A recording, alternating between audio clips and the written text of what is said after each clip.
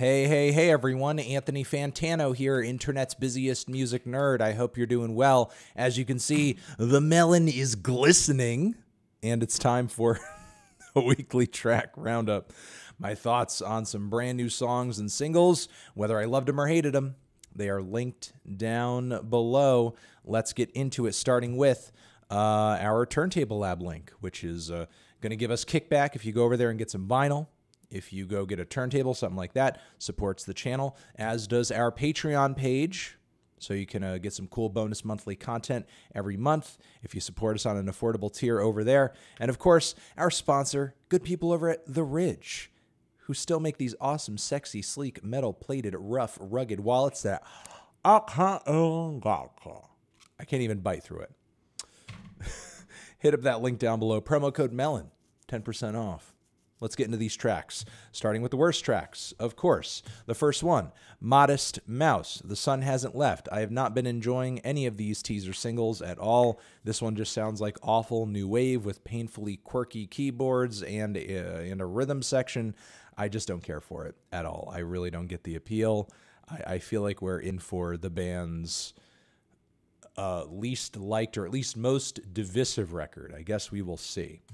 Also, not really digging this new track from the forthcoming death metal comic book soundtrack. There's been so many songs dropping from as of late. This one featuring Health, as well as Tyler Bates and Chino Moreno on vocals. It sounds like a bad credits roll tune from like a Matrix reboot or something. We also have a new one from DaBaby. The super weak production on this one. Why the hell are the hi-hats so stiff? The beat is absolutely soulless. Meanwhile, DaBaby approaches with pretty much the same flow that we hear him on most tracks with, so I'm just not really getting the excitement on this one. And we have a new one from Calvin Harris, By Your Side, with Tom Grennan. And yeah, this kind of sounds like it's a little tricky. To me, this sounds like someone trying to trick me into enjoying Cotton Eye Joe, and I'm not going to do it. I'm not going to do it. I don't care if you repackage it in a different way and try to make it sound cool and less corny. I'm not going to enjoy Cotton Eye Joe no matter how you repackage it, Calvin. I'm just not going to. All right. Meh. The tracks that I was not crazy about, but certainly thought were worth a shout-out. Bam. We have a new one from Vince Staples' album in July. This one's low-key. It's got some decent bars and some soulful production. Check it out.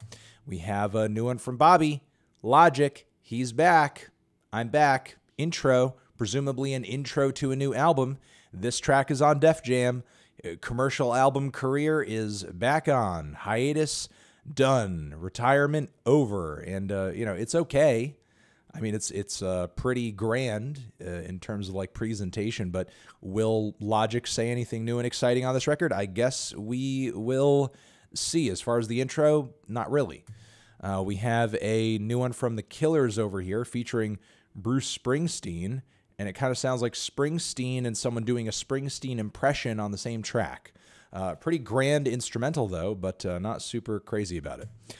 We have a new one from Gucci Mane, with Pooh Shiesty on it, Posse on Bouldercrest. I kind of like the old school groove and vibe of Gucci Mane's flows on this track. There are some points where it seems a little awkward and Pooh Shiesty doesn't really seem to follow up with that same vibe on the back end, but it is what it is.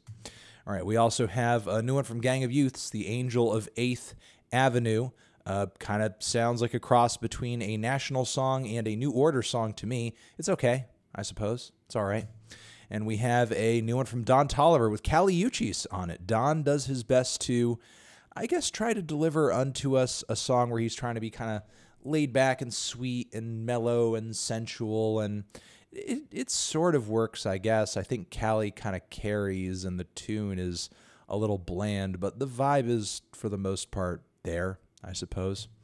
And let's move on to the tracks that I thought were the best. The ones that really left an impression on me this week are as follows. But bam, we have a new one from Yves Tumor Jackie. It is a dark, somewhat glammy, somewhat experimental rocker. Loving it quite a bit. Really respect the output as of late. We have a new one from Wet Leg, a new duo that I believe is going to have a record out via Domino Records very soon. It's kind of a post-punky indie vibe with a lot of spoken word vocals and driving guitars and drums. Kind of cool. Chaise Lounge is the title of it. We have Tyler, the Creator, Lumberjack, did a full review of this over on the Fantano channel. It's grimy, it's hard-hitting, it's nasty, it's got some bombastic production, some gang vocals. It's just nasty, nasty, nasty. Not quite as soft or as soulful or melodic as a lot of the Flower Boy stuff or as a lot of the Igor stuff. I wonder if, like, hard rapping Tyler is back on this track. And if he is, then this could be a pretty good record coming down the pipe. We have a new one from Twin Shadow. Twin Shadow really kind of building up to this new full-length record with a lot of heat. 2 tracks this time around, in fact, Sugarcane and Lonestar, the latter of which has almost like a cool ska undertone to it. It's just good tunes, good vibes, and I think some of Twin Shadow's best stuff in years. So, hell yeah.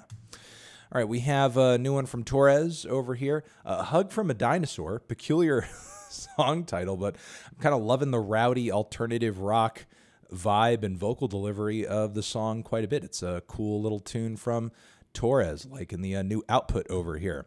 We have a new one from NLE Choppa, Letter to My Daughter, song for Father's Day. It's passionate, it's moving, it's one of his more thoughtful tracks in a while. Check it out. Respect to NLE Choppa. And we have a Lingua Ignota, Sinner Get Ready, new record out very soon.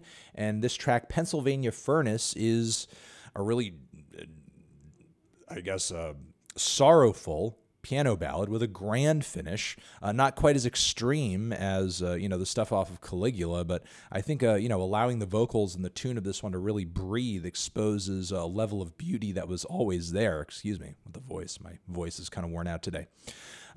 Exposes a beauty that was always there with Lingua Ignota's music.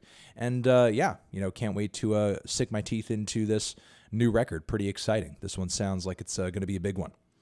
All right, moving on from there, Liars have a new single out, Big Appetite. It is a very dark kind of driving rocker with some cool guitar bits. Not quite as experimental as a lot of Liars stuff usually is, but I think it's got some compelling moments in it.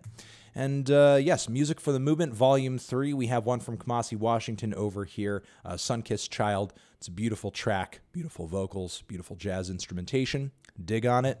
And, this artist over here that I'm just learning about this week, Indigo de Souza, Kill Me. This track seems almost like a cross of some classic 90s singer-songwriter stuff. And, kind of like that new, I guess, self-effacing, post-depressive bedroom DIY online indie flair to it. I don't exactly know how to, describe it. Again, I'm kind of feeling that 90s singer-songwriter vibe, but it's almost got like that, that chaotic Zoomer energy to it that brings it kind of a unique approach. I'm liking it a lot. Definitely liking it a lot. All right, we have a new one from the Go Team. Man, the Go Team's also been bringing a lot of heat on this new material. A Be Without Its Sting, a lot of funky, groovy, soulful stuff from the Go Team as of late. And I'm pretty psyched for their new LP for sure. Definitely check out this track down below. And Chubby and the Gang. Just hearing about this band as well with this new single over here, which, rocks so fucking hard. It's, excuse me. Ugh, I'm really messing up over here. Coming Up Tough is the title of this one. It's like a rough, like, punky bar band rager with some great guitars, nasty lead vocals. It's, really going to get it going in the pit, in my opinion. Really kind of liking the classic punk vibes on this one. It's just rough and rowdy. And that has been the weekly track roundup, everybody. Hopefully you got some good recommendations out of this one. You're the best. Everything I talked about, remember, was linked down below, so you can hear it for yourself.